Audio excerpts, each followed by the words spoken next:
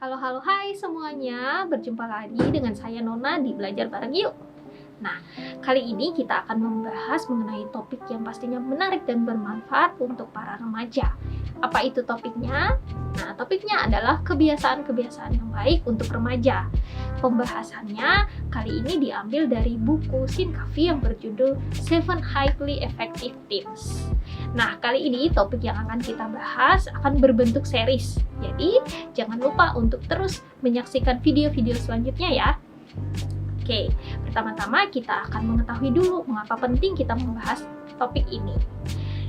Nah, karena masa remaja adalah masa-masa yang menarik dan menyenangkan. Namun, banyak remaja yang mengalami permasalahan di dalam hidupnya, seperti dengan persahabatan, keluarga, teman, tekanan dari sekitar, dan bagaimana cara mereka mencapai tujuan hidup dan lain sebagainya. Nah, melalui topik ini diharapkan para remaja belajar bagaimana menjadi remaja yang lebih baik dan punya kebiasaan-kebiasaan yang positif sehingga mampu memaksimalkan potensi yang ada pada dirinya. Nah, sebelum kita membahas mengenai kebiasaan-kebiasaan yang baik untuk remaja, penting bagi kita untuk mengetahui mengenai habits atau kebiasaan. Apa itu habits atau kebiasaan?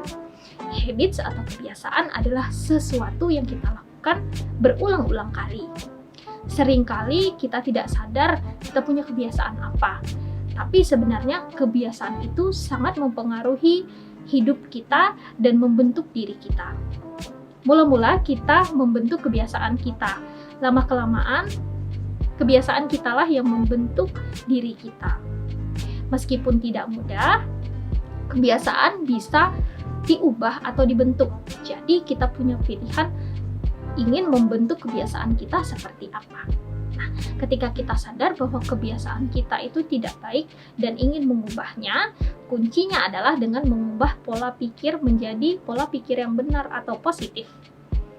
Terkait dengan hal ini, ada quotes yang menarik nih dari seorang penulis yang bernama Samuel Smiles. Taburkanlah suatu pikiran, maka kamu akan menuai perbuatan. Taburkanlah suatu perbuatan, maka kamu akan menuai kebiasaan. Taburkanlah suatu kebiasaan, maka kamu akan menuai karakter. Taburkanlah suatu karakter, maka kamu akan menuai takdir. Menarik ya quotes dari Samuel Smiles ini.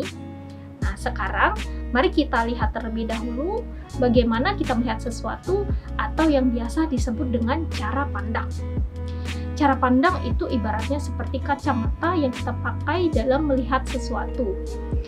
Perubahan cara pandang dalam melihat sesuatu diperlukan untuk melihat bahwa apakah cara pandang yang selama ini kita pakai itu benar atau justru cara pandang ini mendukung ketidakberhasilan kita menjadi orang yang efektif. Contohnya, aku nggak bisa akur dengan mamaku. Nah, kalau kita punya cara pandang seperti ini dan sudah berpikiran bahwa tidak bisa akur dengan mama, maka apakah hubungan kita akan membaik? Tentu saja tidak, karena kita tidak berusaha untuk memperbaiki hal tersebut. Nah, terkait dengan hal ini terdapat 3 cara pandang. Yang pertama, cara pandang mengenai diri sendiri. Yang kedua, cara pandang mengenai orang lain.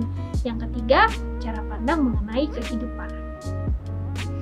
Nah, 3 cara pandang ini akan menjadi dasar bagi kita memiliki kebiasaan yang baik dan akhirnya bisa menjadi remaja yang efektif. Yang pertama, cara pandang mengenai diri sendiri. Cara pandang ini adalah bagaimana kita melihat diri kita sendiri, apakah positif atau negatif. Yang kedua, cara pandang mengenai orang lain.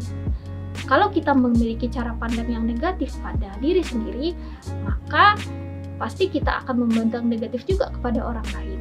Nah, seringkali kita menghakimi tanpa mengetahui menyeluruh informasi atau kenyataan yang sebenarnya. Yang ketiga, pandangan terhadap kehidupan secara umum, yaitu apakah kita melihat dunia ini melalui hal-hal yang spesifik seperti berpusat pada teman, keluarga, pacar, hobi, dan lain sebagainya.